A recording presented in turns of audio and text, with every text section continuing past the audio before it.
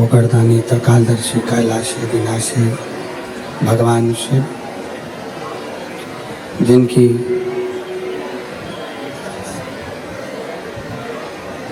पुनीत पावन पवित्र शिव महापुराण की कथा भगवान शिव की कृपा से, उनकी करुणा, उनकी उदारता से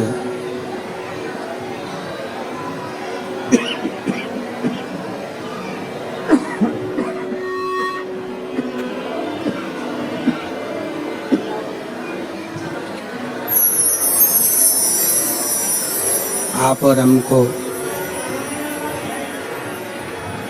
श्रवण करने का सौभाग्य प्राप्त हुआ है। बड़े भाग्यशाली हैं सभी शिवभक्त जो इस पवित्र पावन शिव महापुराण की कथा को श्रवण करने के लिए विराजमान हैं। शहादा की यह पवित्र भूमि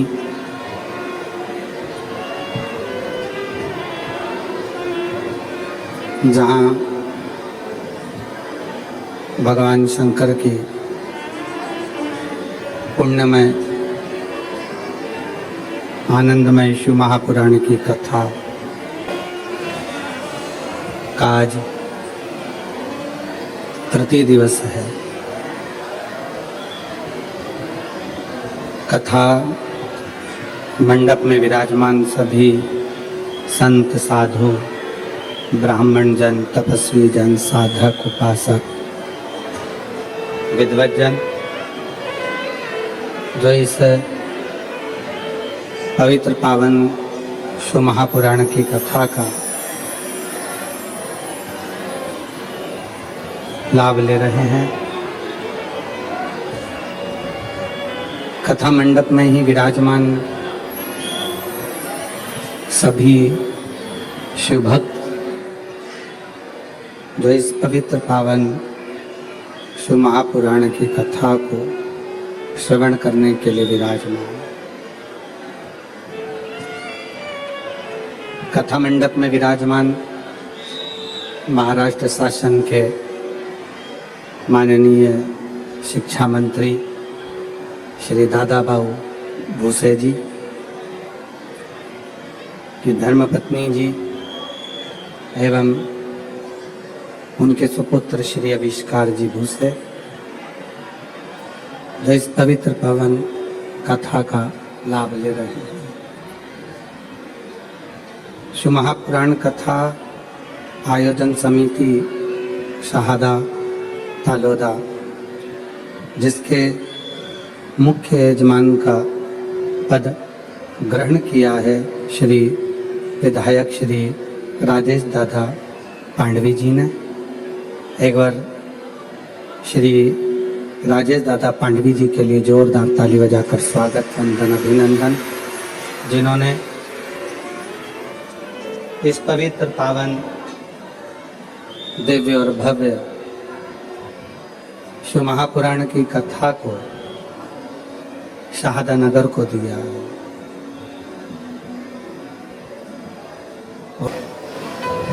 एक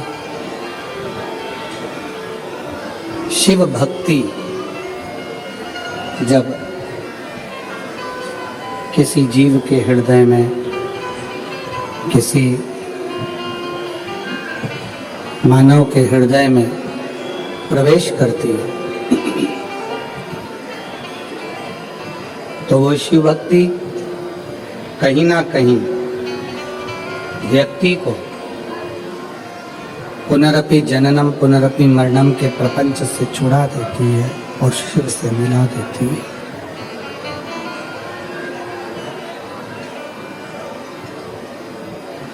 एक छोटी सी ही शिव भक्ति, एक क्षण की भी शिव भक्ति व्यक्ति के जीवन को जन्म और मृत्यु के प्रपंच से छुड़ा बैठती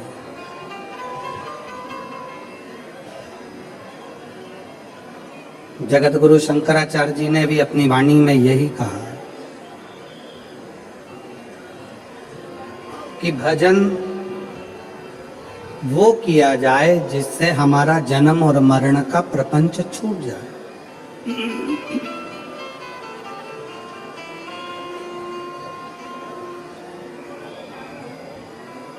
यदि जन्म और मरण के प्रपंच में हम लोग फंसे हुए हैं और उससे बाहर ही नहीं निकल रहे हैं, उससे निकल ही नहीं पा रहे हैं, तो फिर हमारा इस संसार में जन्म लेना, इस संसार में मृत्यु लोक में आना, इस संसार में जन्म लेना बेकार।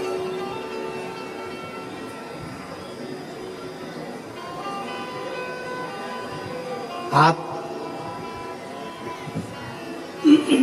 जितनी देर भगवान शंकर की भक्ति करें, थोड़ा क्लियर आवाज करिए, क्लियर, और प्रेशर बढ़ाओ थोड़ा।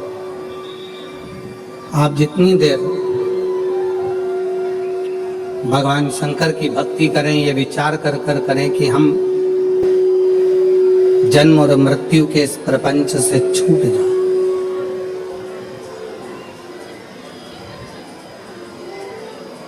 त्र्यासी लाख 99,999 योनियां काटने के बाद ये मानव की देह मिलती है।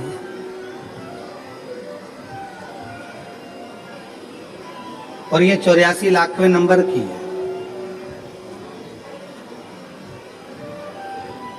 इसके बाद में फिर वापस वही साइकिल घूमने लगती है, फिर पुनरपि जननम पुनरपि मरणम, फिर जन्म, फिर मृत्यु, फिर जन्म, फिर मृत्यु।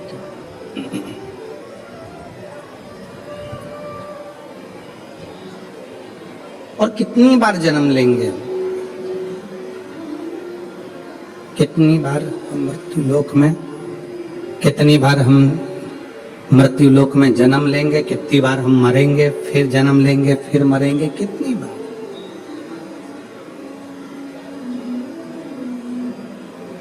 कहा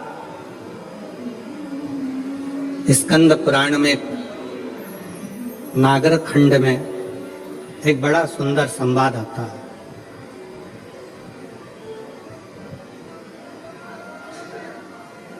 कात्यायन ऋषि का।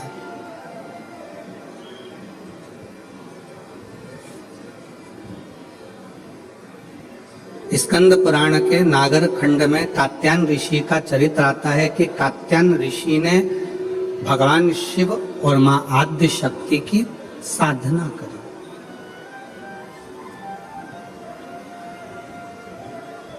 पूछा कि यह साधना करने का कारण क्या है, क्यों कर रहे हो, किस लिए। आप यदि कथा में जा रहे हो तो लोग आपसे पूछेंगे क्यों जा रहे हो, किस लिए, वहां क्यों जाना, किस लिए जाना, किस कारण। आप दवाई खा रहे हो तो लोग पूछेंगे दवाई किस लिए खा रहे हो, क्यों खा रहे हो, क्या कारण है, क्यों खाई हो, किस लिए।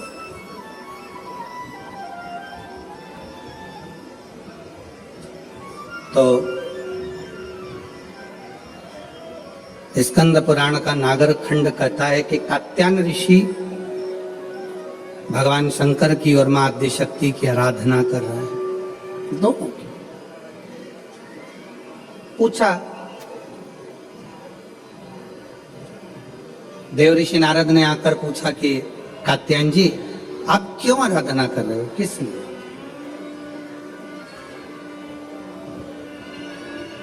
तुम्हारे आराधना करने का कारण क्या है, तुम्हारे भजन करने का कारण क्या है, तुम्हारे स्मरण करने का कारण क्या है, तुम्हारी भक्ति करने का कारण क्या है, तुम्हारा नाम जाप करने का कारण क्या है, तुम्हारा भगवत नाम लेने का कारण क्या है, किस कारण से कर रहे हो।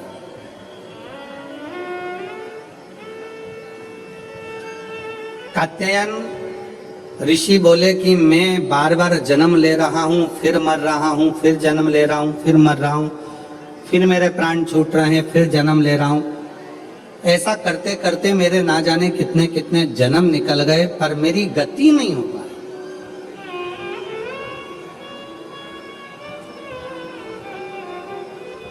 कितने जन्म निकल गए, कितने। और मेरी शाहदा की जीजियों, मेरे शाहदा के जीजाओं, मेरी बेटियों बेटाओं, मेरी माताओं, मेरे भाई मेरी बहनों, मेरे सखा मेरे बांधव, एक बात बहुत सावधानी से स्मरण में लीजिएगा।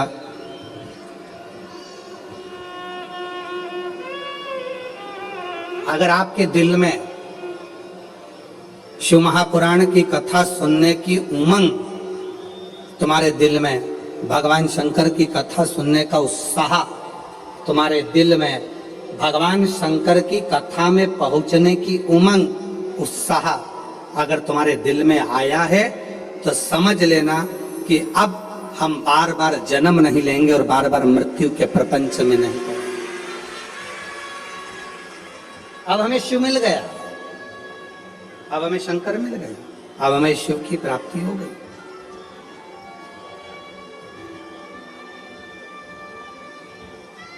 प्यार किसको कहते हैं, प्रेम किसको कहते हैं?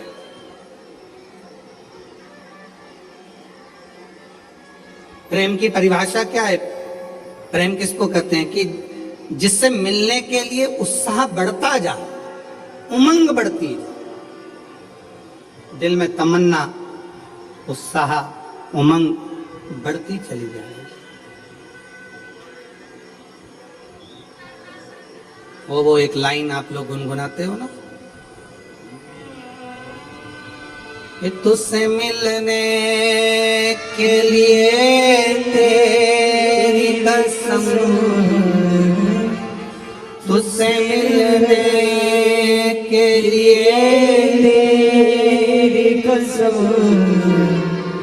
एक मुलाकात जरूरी है सनम, एक मुलाकात। बाबा से मिलन के लिए, उस परमात्मा से मिलने के लिए, उस परमात्मा के दर्शन के प्रति, उसकी कथा के प्रति, उसके भजन के प्रति, उसके मिलने के प्रति। मेरी बहनें जितनी बैठी हैं, मेरी जीजियां जितनी बैठी हैं, मेरे जीजा जितने बैठे हैं, मेरे भाई जितने बैठे हैं, मेरी माताएं, मेरे बंधु जितने बैठे हैं, आप अपने घर में थे, पहले दिन की कथा सुनने के लिए आप आ गए। पहले दिन इतना भीड़ हो गया, इतना भीड़ हो गया, गाड़ी बहुत दूर खड़ी हो गई, धूप भी बहुत तेज, पैदल चल चल के आप अपनी गाड़ी तक पहुंचे, ट्रैफिक में फंस गए, घर पहुंच गए। अब आपने सोचा कि अब एक काम करूंगी, मैं तो टीवी पर कथा सुन लूंगी, कल नहीं जाऊंगी। पर जैसे ही कल हुआ और वापिस तुम्हारे मन में नी, 5 दिन की तो कथा है, चाहे कुछ भी हो जाए मैं तो जाऊंगी, चाहे कुछ।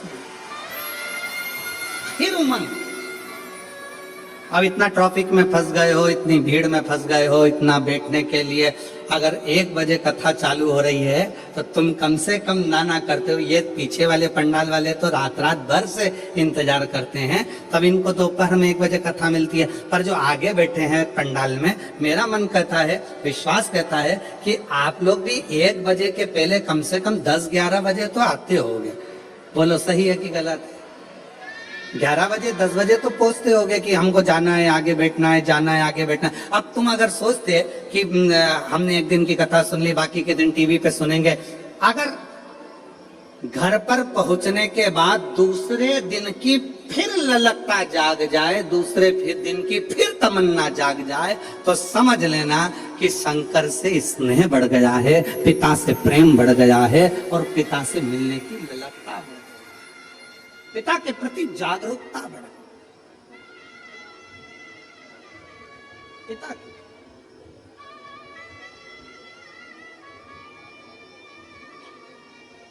उससे मिलन की आस बढ़ गई, उससे मिलन की।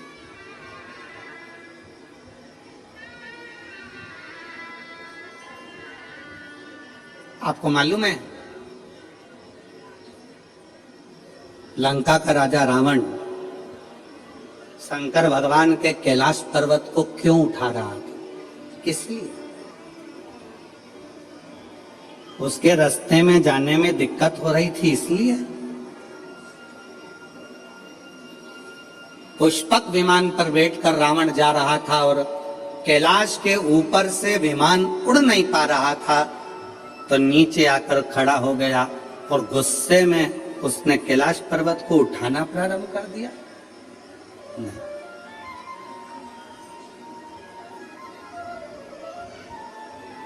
क्यों उठाना? रावण को क्या पड़ी थी जो कैलाश पर्वत को उठाने में लग गया? रावण को क्या पड़ी थी जो भगवान शंकर के शिवलिंग को लेकर लंका में जा रहा है और भगवान शिव के शिवलिंग में वजन बड़ा भूमि पर रखा, बाबा बैद्यनाथ के रूप में स्थापित हो गया? क्या पड़ी थी?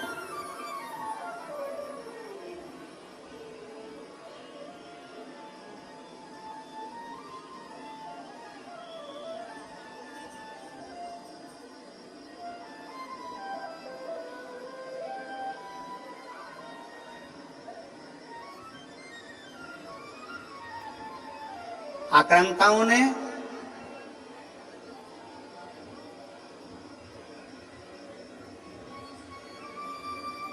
इन विधर्मियों ने सबसे ज्यादा अगर कोई मंदिर तोड़े हैं तो शंकर जी के तोड़े हैं। आक्रांताओं ने, विधर्मियों ने सबसे ज्यादा आक्रमण अगर किसी मंदिरों में करा है तो वो शंकर जी के मंदिर पर करा, शिव मंदिर।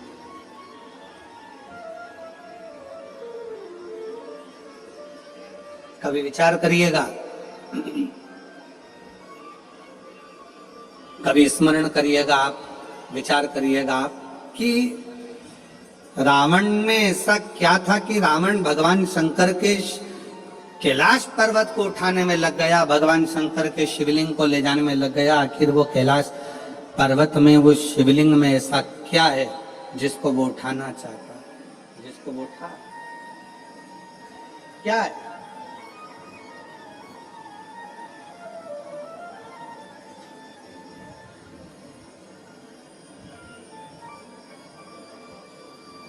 शिव महापुराण की कथा कहती है, रावण ने अपने भाई कुबेर को सताकर कुबेर के सिंहासन को छुड़ा लिया। रावण ने अपने भाई कुबेर को सताकर उसका पुष्पक विमान भी ले लिया, पर रावण कुबेर का सिंहासन उठाकर ले गया। रावण कुबेर का पुष्पक विमान लेकर चले गया, पर रावण कुबेर के सिंहासन पर बैठ नहीं पाया। रावण कुबेर के सिंहासन पर, कुबेर की गादी पर बैठ नहीं सका, बैठ नहीं पाया।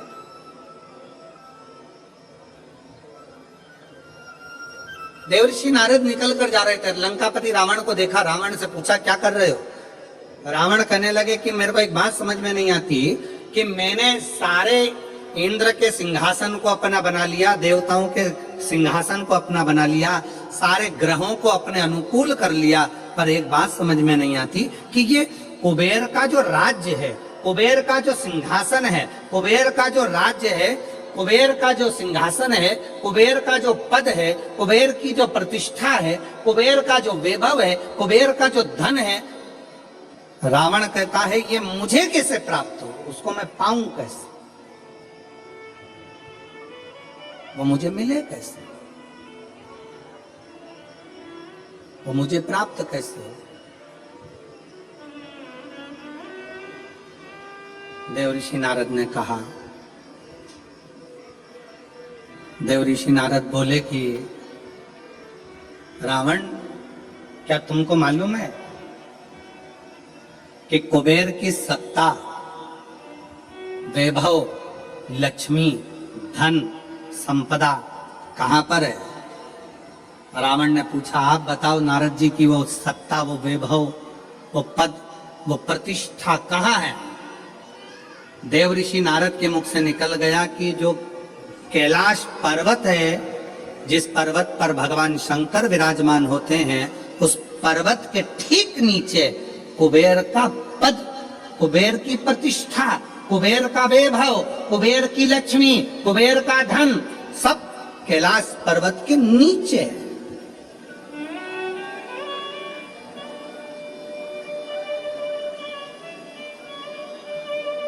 और एक बात बहुत सावधानी से स्मरण करिएगा, आप सबसे निवेदन है, जितने आस्था चैनल पर कथा सुन रहे हैं, जितने फेसबुक पर कथा सुन रहे हैं, जितने यूट्यूब पर कथा सुन रहे हैं और जितने इस पवित्र प्रांगण के अंदर बैठकर कथा सुन रहे हैं, आप सबसे निवेदन करेंगे कि कुबेर का पद, कुबेर का वैभव, कुबेर की प्रतिष्ठा, कुबेर का धन, कुबेर की लक्ष्मी सारी की सारी कैलाश पर्वत के नीचे है। अर्थात शंकर भगवान के चरणों में, शंकर भगवान के नीचे ये सारा धन, वैभव, प्रतिष्ठा सब दबी पड़ी हुई है। इसलिए लंका का राजा रावण मालूम पड़ने पर कैलाश पर्वत को उठाने लगा कि इसके नीचे से मैं लक्ष्मी को, वैभव को, धन को छुड़ा लूंगा, खींच लूंगा।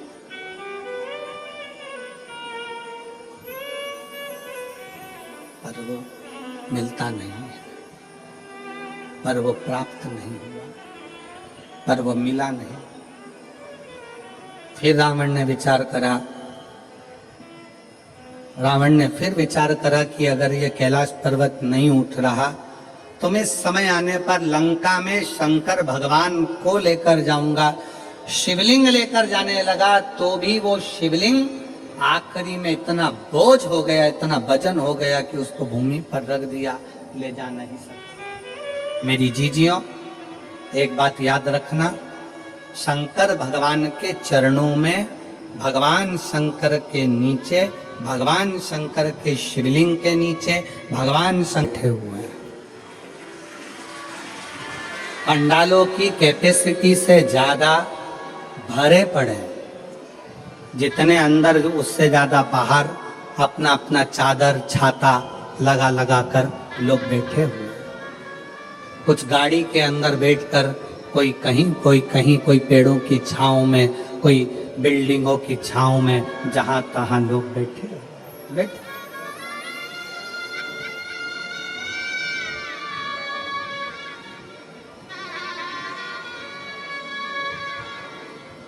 अब ईमानदारी से बोलो, अगर मेरा बाबा तुमको कुछ नहीं देता तो तुम इतने लाखों की संख्या में शहादा आते क्या?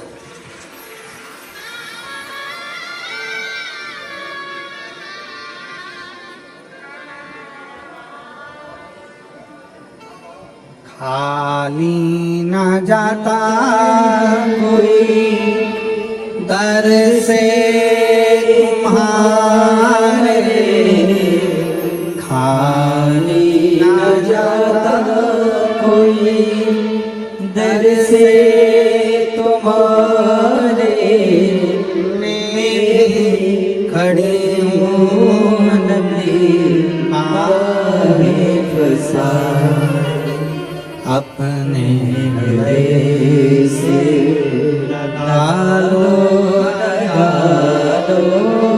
गिरा जा रहा हूँ, उठा लो, भोले अपने हृदय से अब तो न टालो, गिरी जा रही हो, उठा लो, भोले अपने हृदय से अब तो न टालो, गिरा जा रहा हो, उठा लो। अगर भगवान भोलेनाथ नहीं देते तो यहाँ कौन आता? कौन आता? कृपा की ना होती जो आदत तुम्हारी तो सुनी ही रहती अदालत तुम्हारी, जो गरीबों के दिल में जगह तुम ना पाते तो किस दिल में होती इबादत तुम्हारी। ये तुम्हारी ही कृपा है, तुम्हारी।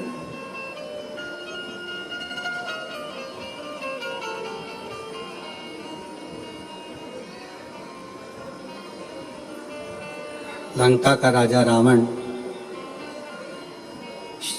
कैलाश पर्वत को उठा रहा है। क्यों? उसको मालूम है कि इसके नीचे कुबेर का वैभव, कुबेर की सत्ता, कुबेर का आनंद, कुबेर की लक्ष्मी इसी के नीचे है। उठा रहा।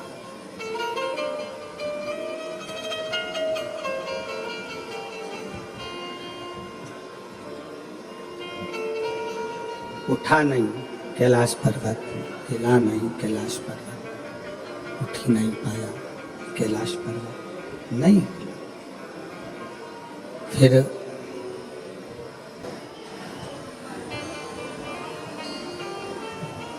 हार गया। जब नहीं उठा, हाथ दब गया, हार गया।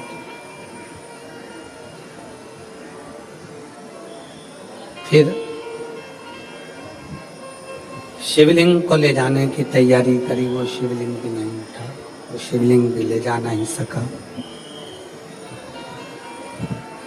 वो शंकर भगवान का शिवलिंग भी ले जा नहीं पाया।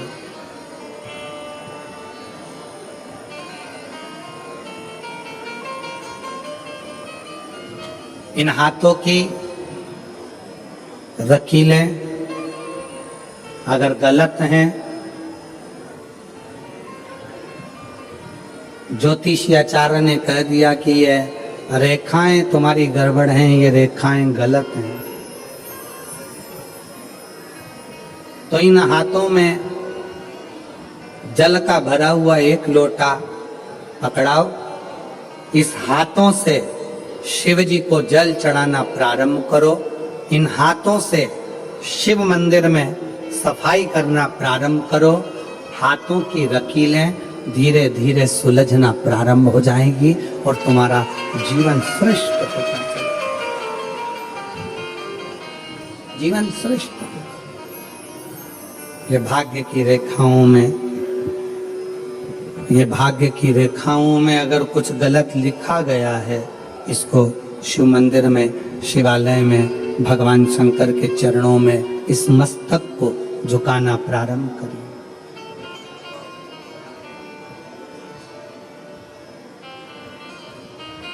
सुलझना प्रारंभ।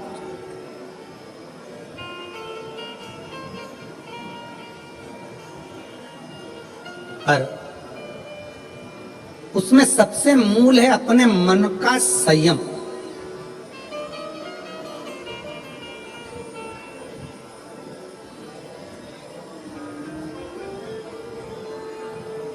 अपने मन का संयम। एक प्रश्न आपसे करेंगे, उत्तर दीजिएगा। एक तरफ शैतान है, राक्षस है, और दूसरी तरफ समुद्र है। आपसे कहा जाए कि इन दोनों में से एक को चुन लीजिए। एक तरफ समुद्र है, दूसरी तरफ राक्षस शैतान है। आप क्या चुनोगे? उत्तर दो। एक तरफ समुद्र है, एक तरफ राक्षस है, शैतान है, वो उधर से बढ़ रहा है, समुद्र की लहरें इधर से बढ़ रही है। आप दोनों में से क्या चुनना पसंद करोगे? क्योंकि इधर भी मरना है, उधर भी मरना है।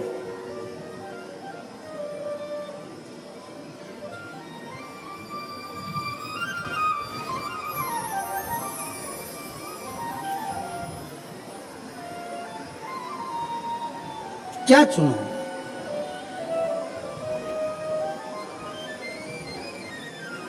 तो हो सकता है आप में से आधे लोग कहें कि हम समुद्र को चुन लेंगे, कोई कहे हम राक्षस को, शैतान को चुन लेंगे। परशु महापुराण की कथा कहती है कि समुद्र कितना गहरा है ये आपको मालूम नहीं है, पर वो राक्षस, वो शैतान कैसा है ये आपको मालूम है।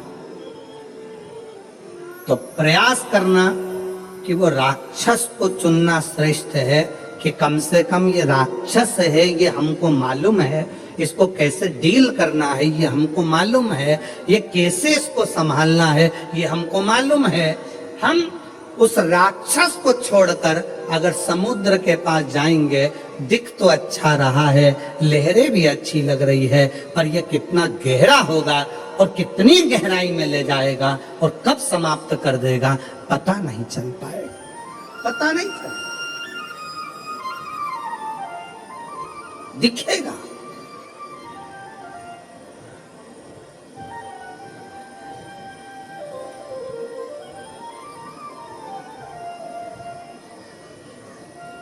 एक बहुत अच्छी कथा आती है। एक गांव का व्यक्ति अपना गांव छोड़ रहा है। क्यों? उसकी फैक्ट्री थी, बिक गई, उसका व्यापार था, बंद हो गया, परिवार वाले भी उसको चोट दे दी, परेशान कर दिया।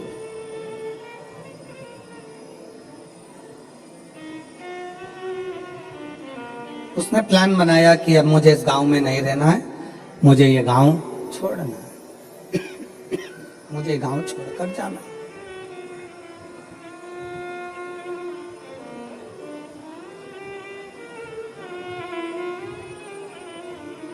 पूरा फैक्ट्री बेच दिया, घर बेच दिया, जमीन बेच दी, सब कुछ बेचकर धन एकत्रित करा, घोड़े पर बैठ गया, घोड़े पर बैठकर और सब बेचकर परेशान होकर वहां से चल दिया।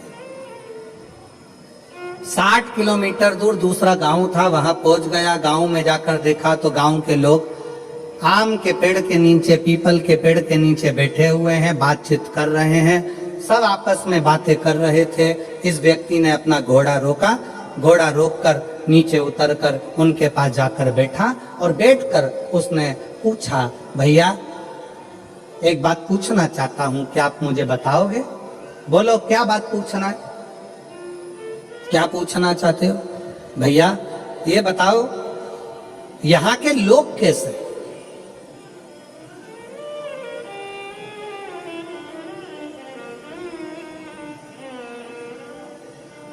गांव के लोगों ने पूछा तुम कहां से आए हो? उसने कहा मैं अपने गांव से आया हूं, यहां से 60-70 किलोमीटर दूर से। मेरा सारा अब वो गांव मैंने छोड़ दिया है और मैं सोच रहा हूं कि कोई गांव में जाकर बसना है, मुझे किसी गांव में जाकर रहना है। मुझे तुम बताओ यहाँ के लोग कैसे, इस गांव के लोग कैसे? तो गांव के लोगों ने पूछा कि तुम हमसे पूछ रहे हो कि यहाँ के लोग कैसे हैं, पहले तुम बताओ कि तुम जो अपना गांव छोड़कर आए हो वहां के लोग कैसे थे?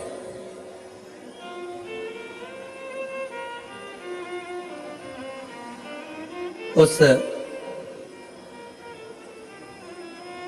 व्यक्ति ने कहा वहां हमारे गांव के लोग इतने दुष्ट, पक्के रावण, कंस की औलाद, इतने गंदे पूछो मत। झूठ, प्रपंच, बेईमानी, छल सब उसमें भरा हुआ। अच्छा हाँ, अब आप बताओ आपके गांव के लोग कैसे हैं? तो उन्होंने कहा भैया तुम जो बोल रहे हो बिल्कुल वैसे की वैसे ही हमारे गांव के लोग भी हैं। अब उसने मन में सोचा कि अपना गांव का सामान बेचकर आया और यहाँ के लोग भी ऐसे ही हैं, तो क्या मतलब यहाँ रहने से। और आगे बढ़ा, 200 किलोमीटर दूर आगे जाने पर फिर एक गांव में पहुंचा। एक गांव में पहुंचा तो वहां पर लोग बैठे हुए थे, बातचीत कर रहे थे। ये उतर कर फिर गया, इसने जाकर पूछा क्यों भैया क्या बात है? गांव के लोगों ने पूछा तुम कौन हो? मैं 200 किलोमीटर दूर मेरा गांव था, सब कुछ बेचकर मुझे बसना है, कोई अच्छा गांव ढूंढ रहा हूं। अच्छा तो अब ये बताओ कि आपके गांव के लोग कैसे हैं? उसने कहा हमारे गांव के लोग, हाँ पहले ये बताओ कि तुम्हारे गांव के लोग कैसे थे? घोड़े पर बैठा हुआ व्यक्ति ने कहा मेरे गांव के लोग, हाँ।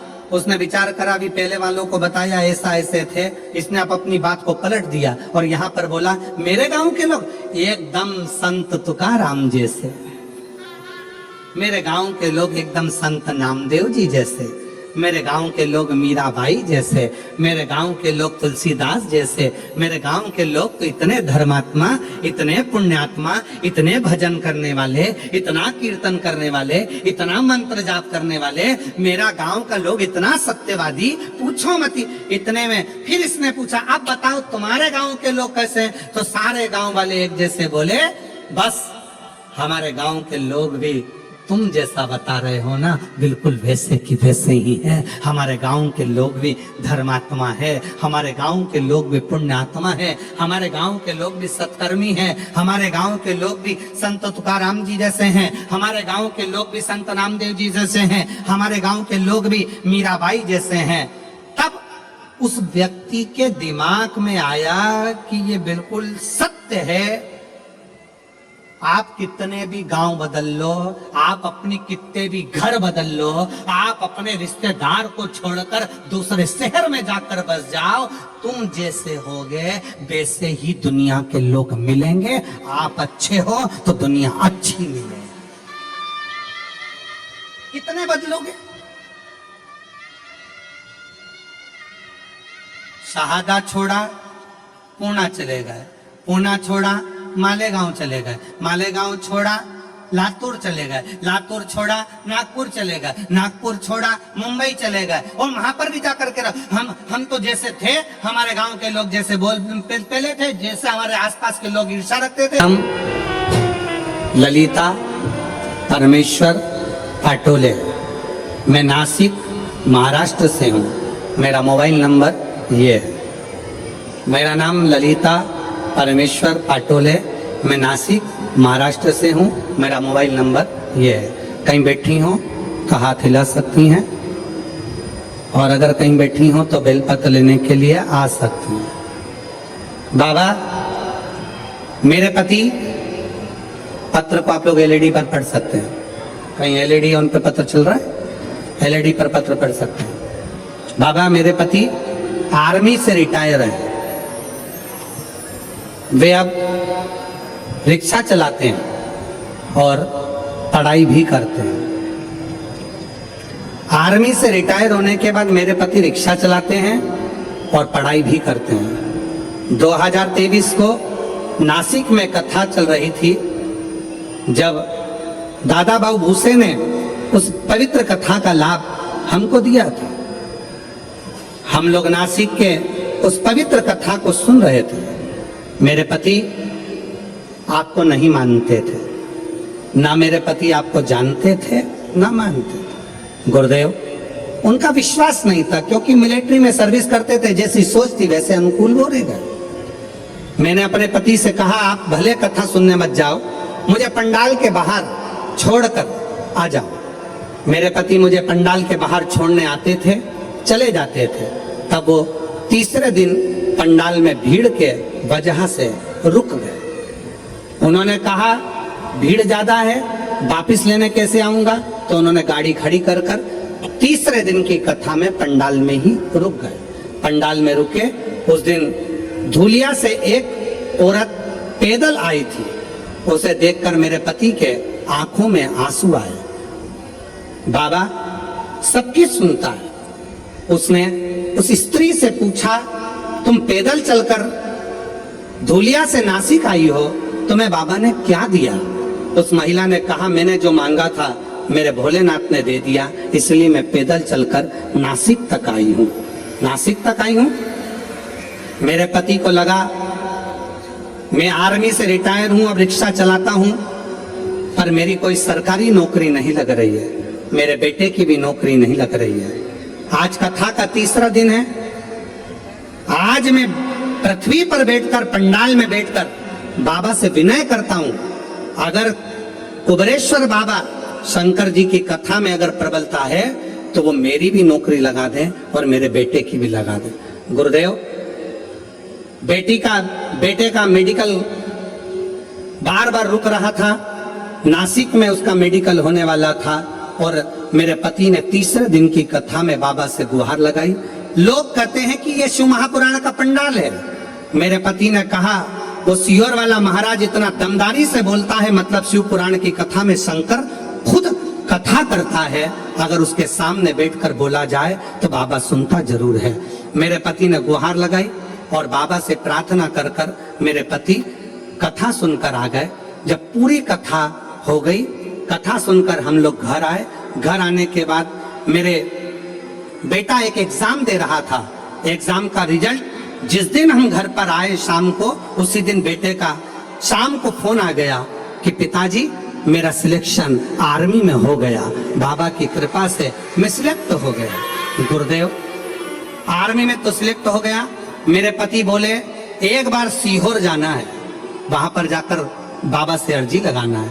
कथा सुनी, 15 दिन बाद सीहोर पहुंच गए। सीहोर में कंकर शंकर की पूजन कर कर कहा, बाबा तूने मेरे बेटे की तो नौकरी लगा दी, बस मैं बचा हूं, आर्मी से रिटायर हुआ हूं, रिक्शा चलाता हूं, तू मेरी और नौकरी लगा दे। बाबा की ऐसी कृपा हुई कि बाबा की कृपा से आज ऐसी करुणा, सीहोर से आने के बाद 3 महीना भी पूरा नहीं हुआ और बाबा की कृपा से मेरा बॉम्बे के अंदर मेरा सिलेक्शन जेल के प्रहरी के रूप में हो गया और मैं बाबा को यहाँ प्रणाम करने के लिए आया हूँ। मेरे बेटे की भी फोटो लगा रहा हूँ और मेरी भी फोटो लगा रहा हूँ, दोनों की लगा रहा हूँ। अब बेटे की फोटो देखो जिसका मिलिट्री में हुआ और जेल प्रहरी के रूप में जिनका हुआ रिक्शा चलाते चलाते, उनकी भी फोटो उन्होंने खुद की लगाई। एक बार जोरदार ताली बजाकर साथ एक लाइन अच्छी लिखी है, बेटे की भी नौकरी लगी, एक बार जोरदार ताली बजाकर स्वागत करिए। और मुझे तेरा भी सहारा है मेरे भोले बाबा, मैंने तुझे ही पुकारा है मेरे भोले बाबा। दिल से उसको कल कथा में कहा था, दुनिया की निगाह में ये केवल कथा का पंडाल है।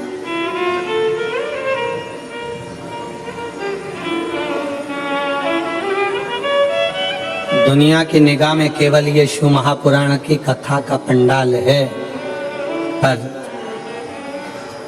हम कहते हैं ये केवल कथा का पंडाल नहीं, आपकी किस्मत खोलने की चाबी का पंडाल है, जहां किस्मत खोलने की चाबी मिलती है।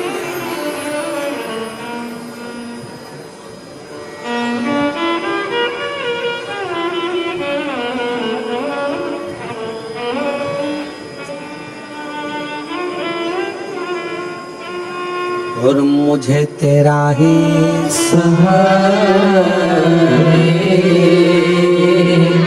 मेरे भोले बाबा। शंकर भगवान के शिवलिंग के नीचे का स्थान कुबेर का होता है, शंकर भगवान के कैलाश के नीचे का स्थान कुबेर की लक्ष्मी का होता है।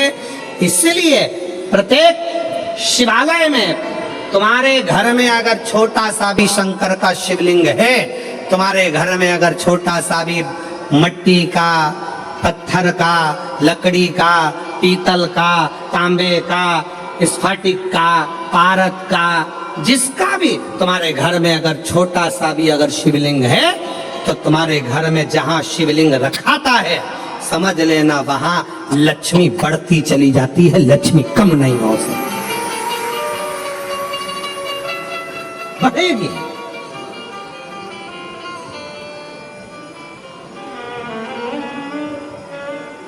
बस 2 चीजों का स्मरण रखिए, एक अपने खानदान का, दूसरे अपने खान पान का।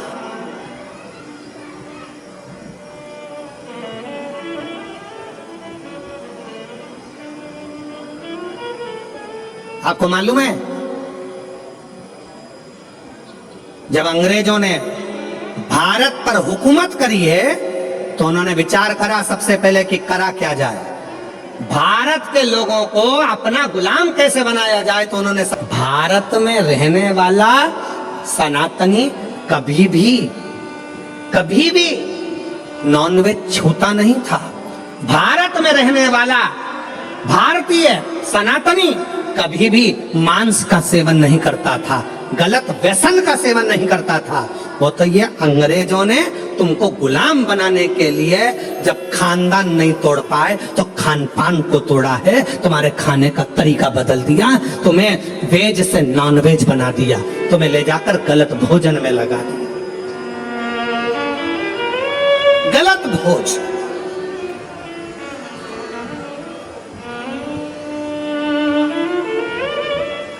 क्यों इतनी बीमारियां पनप रही हैं? इतनी बीमारियां होने का कारण क्या है? और देखो, प्रकृति अपना रंग दिखाती है। जिन जिन देशों में जिंदा जिंदा जीवों को तलकर तड़फा तड़फा कर मारते हैं, उन देशों की हालत आज देख लो कि ऐसा भूकंप आया कि बिल्डिंग धाती चली गई और कितने लाख कितने लोग उस बिल्डिंग में दब दब के मर गए। लोगों को मालूम तक नहीं है कि कितने मर गए, कितने मरे।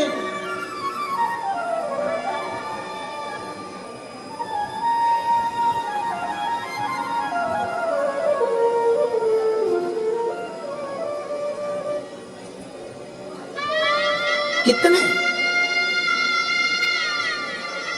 इसलिए निवेदन है, थोड़ा सा अपने आप को सुधारने का प्रयास करिए, थोड़ा सा, ज्यादा नहीं, थोड़ा सा।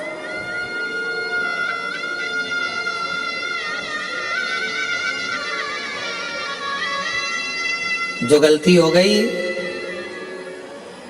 अभी तक जो गलती कर ली, उस गलती को अब छोड़ने का प्रयास करो। मदिरा के नशे में हो, मदिरा छोड़ने का प्रयास करो। गलत भोजन के चक्कर में हो, छोड़ने का प्रयास करो।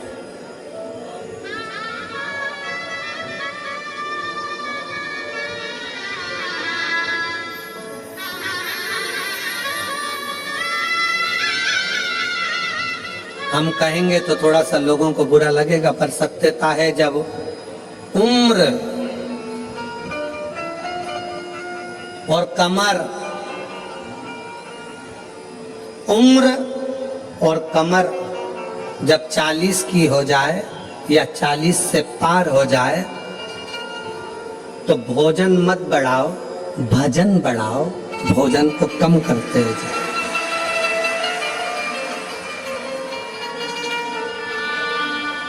जम के बोलो जरा, क्या? उम्र और, अरे अरे अच्छे से बोलो, उम्र और कमर जब 40 की हो जाए तो भोजन की मात्रा नहीं बढ़ाना है, भजन की मात्रा बढ़ाना है। भोजन की मात्रा कम करो और भजन की मात्रा को बढ़ाते चलो, बढ़ाते चलो। विठल विठल विठला, बढ़ा।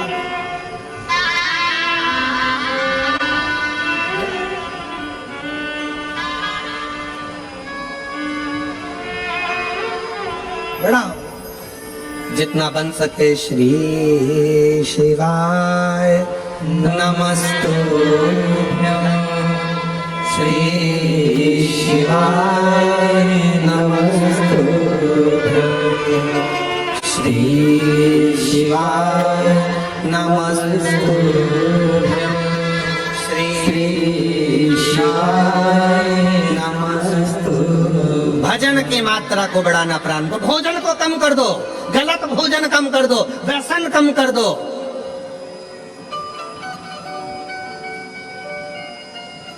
गलत विचार कम कर दो, गलत सोच कम कर दो।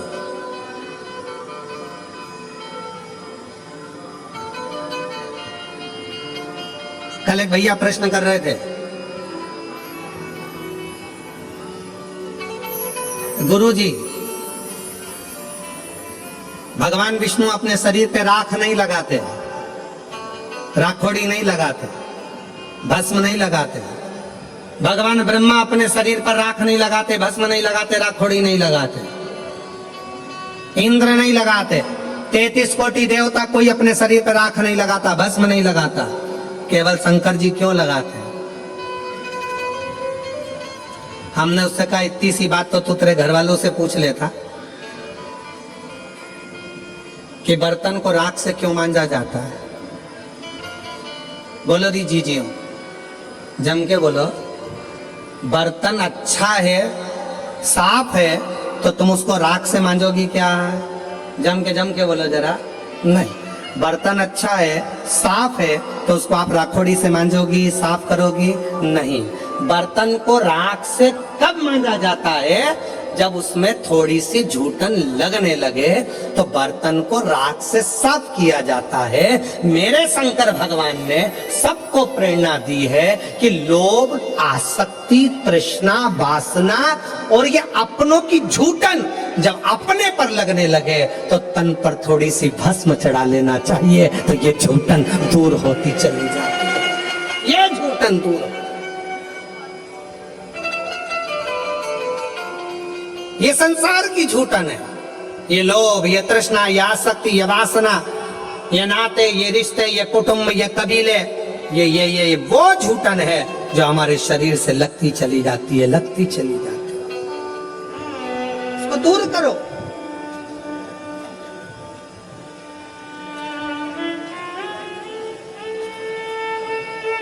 अच्छा अच्छा ट्यूब लगाओगे ना, क्रीम, अच्छा अच्छा खूब सारा सारा पाउडर, क्रीम और वो नीले कलर का ऐसा और लाइन और फिर उसमें डब्बा, फिर वो माला के वो धागा, एक नहीं दो, और फिर वो दो धागा ऐसा घुमा के ऐसा करके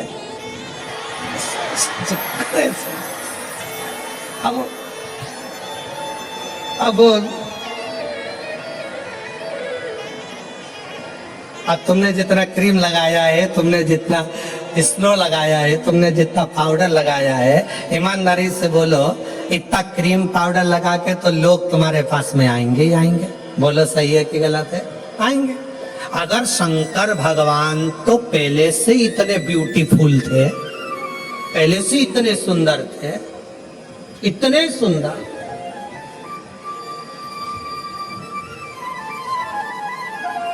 वो कहते हैं ना भोलेनाथ ब्यूटी फूल,